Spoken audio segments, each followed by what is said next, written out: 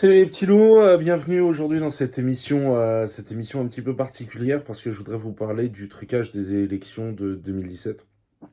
Il est arrivé à ma connaissance grâce à un ami un reportage sur ces élections qui nous ont été volées.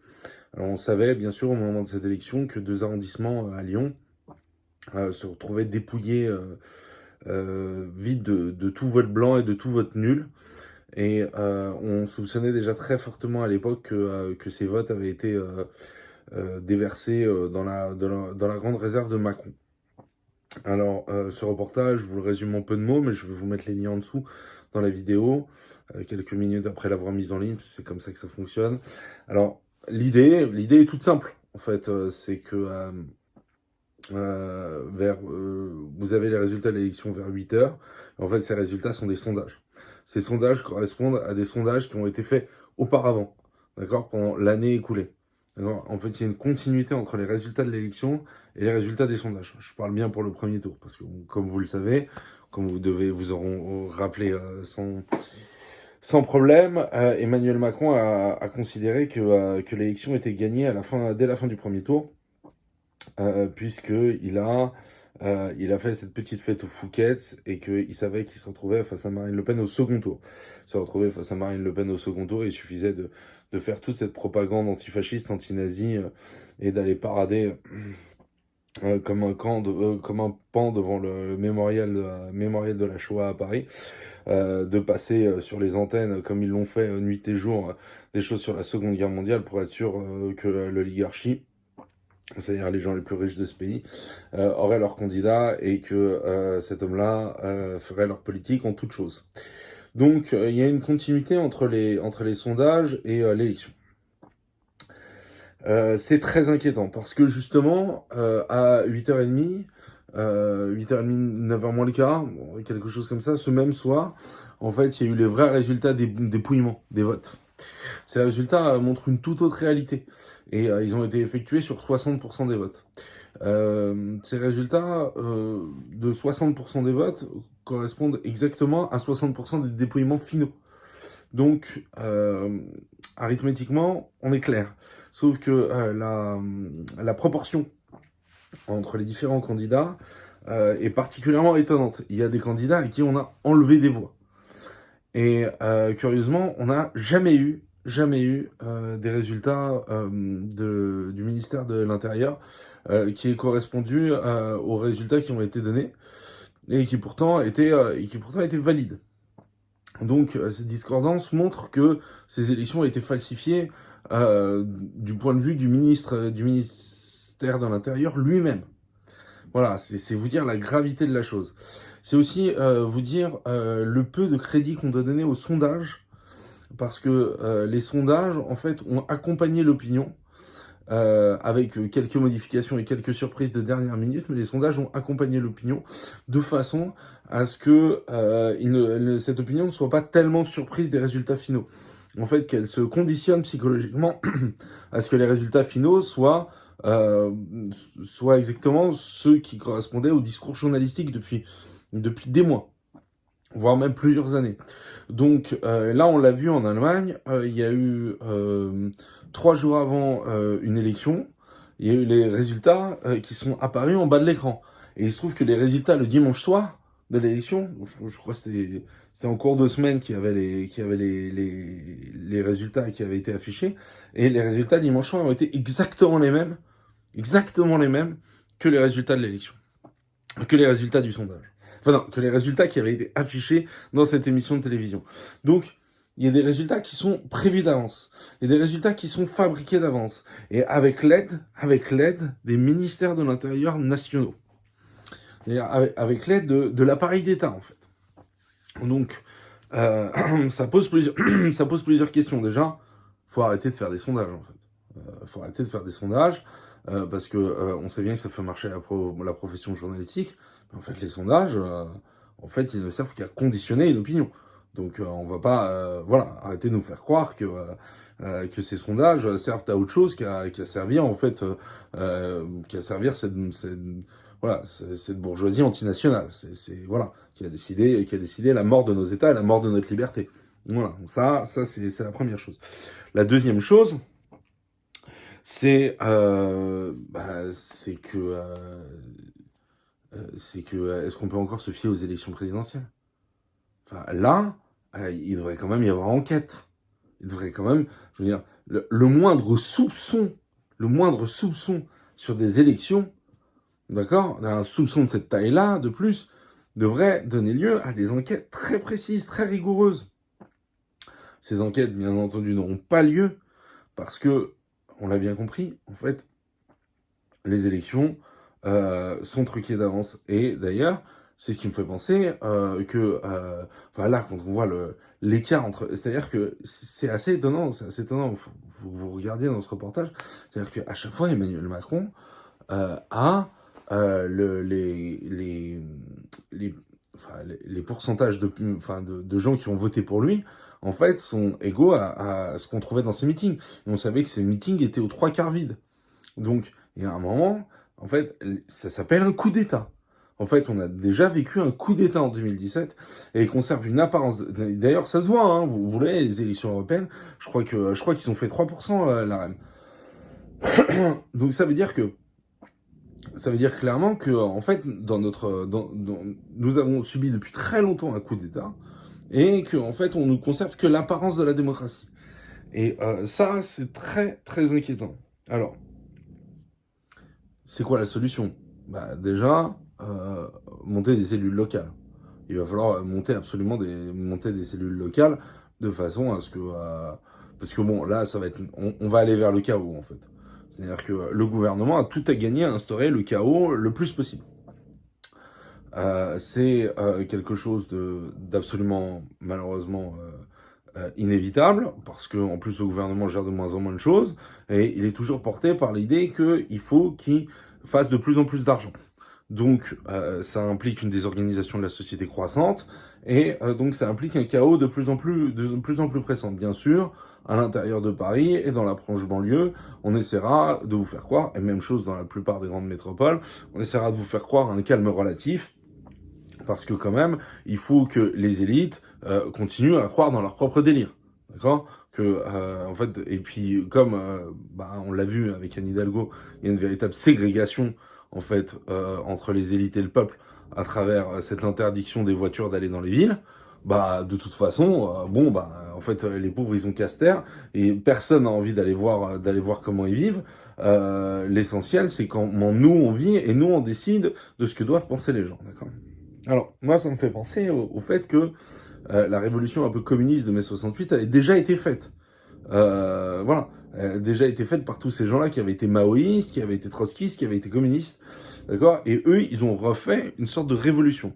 Et cette révolution, c'était une révolution culturelle. Sauf qu'elle a abouti à quoi? Elle a abouti à une révolution, ce qu'on appelle néolibérale, c'est-à-dire de marchandisation de tout. Et par exemple, on voit que le wokisme, pour moi, le wokisme, ça reste l'exemple type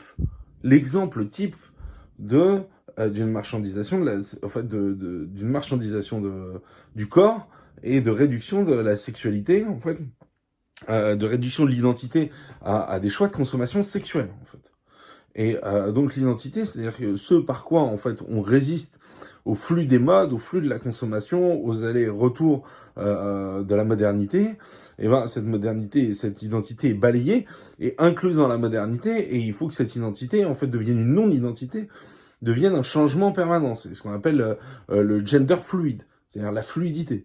Parce qu'en fait l'identité, ça veut dire c'est quelque chose qui est le miroir de soi en fait. C'est-à-dire qu'on définit comme étant identité, c'est une égalité de soi à soi, d'accord? On est semblable à soi-même, donc on est égal, et donc les vicissitudes de l'existence ne changent pas ce que nous sommes au fond. Et là, on est en train de changer ce qui fait qu'on se tient, ce qui fait qu'on existe en tant que personne, par quelque chose qui doit changer en permanence. Et ça, c'est la destruction de l'identité, au contraire, c'est la destruction de la personnalité par la société de consommation. Et au travers de l'argument de la sexualité. Voilà. Et donc ça, il faut à un moment une révolution culturelle, en fait. Il faut réinstituer du sacré, Je vais en reparler avec la Furia, mais je pense qu'il faut réinstituer du sacré. Et puis surtout, il faut rappeler aussi que le partage, il faut qu'il y ait des choses à donner. Donc il faut savoir se construire en tant que personne. Et donc il y a tout un travail à faire. Maintenant, comme je l'ai dit dans la précédente vidéo, tôt ou tard, il y aura insurrection. Tôt ou tard, il y aura chaos. Parce que ceux qui nous dirigent, en fait, ils s'en fichent de nous déjà. Et puis, ils ont fait des choix qui auront des conséquences catastrophiques pour le petit peuple, en fait, pour la plupart des gens. Pour cette classe moyenne qui est en train de devenir une classe pauvre. Donc, la solution à ça, et elle sera pas facile à trouver, c'est d'essayer de s'ancrer dans la société et surtout d'essayer de tenir par groupe. Et ça a été tout le problème qu'il y a eu ça a été tout le problème qu'il y a eu avec le Covid, c'est que avec la pandémie, parce que je sais même pas si on peut dire le nom de la pandémie sans se faire alpaguer par notre cher réseau social. Donc le problème qu'il y a eu, c'est que ça a commencé à diviser tout. Ça a divisé les familles, ça a divisé les groupes de croyants, les gens qui n'étaient pas croyants. Ça a divisé tout le monde et ça a même divisé à l'intérieur de nous-mêmes. Alors, on n'a pas arrêté de se poser des questions, de savoir sur les questions, est-ce que je dois préférer ma liberté ou est-ce que je suis un salaud parce que je tiens encore à respirer dans la rue, tu vois. Donc voilà, enfin bon, ces questions, moi j'ai arrêté de me les poser il y a longtemps. Mais je les ai toujours en tête. Je les ai toujours en tête, surtout quand je m'adresse aux autres, parce que il faut arriver à retirer les autres personnes de cet endoctrinement dans lequel ils sont entrés, et surtout du fait que il n'y a que le discours médiatique qui soit le discours de normes, en fait. Et il faut sortir. Heureusement, aujourd'hui, on a beaucoup plus de canaux médiatiques qui arrivent qui peuvent nous déconditionner, en fait, parce que c'est devenu abominable ce qui est en train de se passer. Mais le fait que ces canaux médiatiques nous permettent de nous déconditionner, ils permettent aussi de déconditionner toute la population à cet endoctrinement permanent. Alors, ce qui est important, c'est par-delà les structures. Alors, bien sûr, il y a les manifs, il y a les mouvements. Moi, je vous conseille d'y aller pour rencontrer des gens, en fait, pour recréer du lien social. Voilà. Bien sûr, vous allez pouvoir trouver peut-être des combines à droite à gauche pour pouvoir continuer à aller au resto. Surtout, reprenez jamais la soupe. Ne prenez pas la soupe et ne la reprenez jamais. Voilà. Donc ça, c'est mon conseil de base. D'accord. Ensuite, deuxièmement, essayez surtout de retrouver du lien social. Voilà, on vit une parenthèse, alors vous allez rencontrer d'autres gens dans votre vie, des gens que vous n'auriez jamais rencontrés à part ça. Et c'est une excellente école. Donc ça, c'est quand même quelque chose d'extraordinaire. Ensuite, à partir de là, montez des groupes locaux. Voilà, montez des groupes locaux, recréer du lien social, recréer des choses locales, parce que si demain il y a un chaos qui s'instaure, il faut que vous puissiez compter les uns sur les autres. Voilà. Et il faut aussi que vous essayiez d'avoir des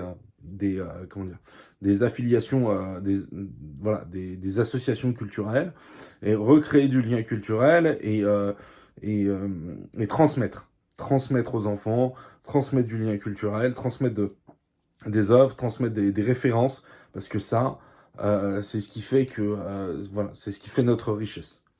Voilà. Là-dessus, écoutez, je vous embrasse.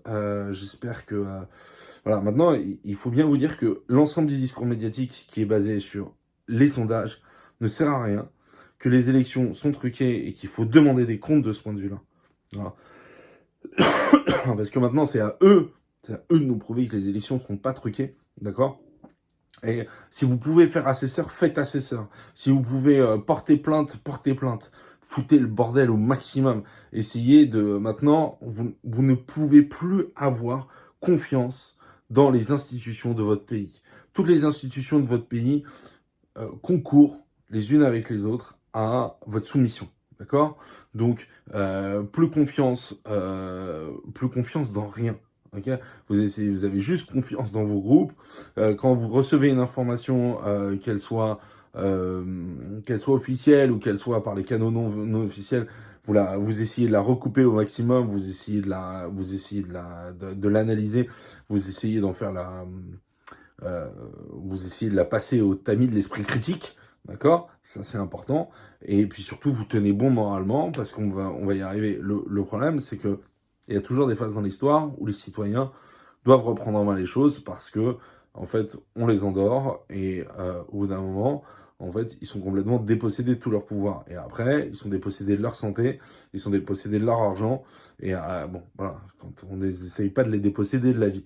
Donc c'est aussi une question de vie ou de mort, malheureusement.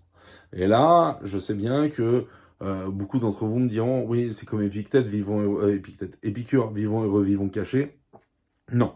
En fait, là, on peut plus se cacher. Voilà. Et surtout, on peut pas apprendre aux jeunes à se cacher. Donc, il faut essayer si vous n'avez pas le temps pour militer, pas le temps de faire les choses, essayez de donner de l'espoir aux jeunes, et essayer de leur apprendre aussi à penser par eux-mêmes. Voilà. Je vous embrasse, bye.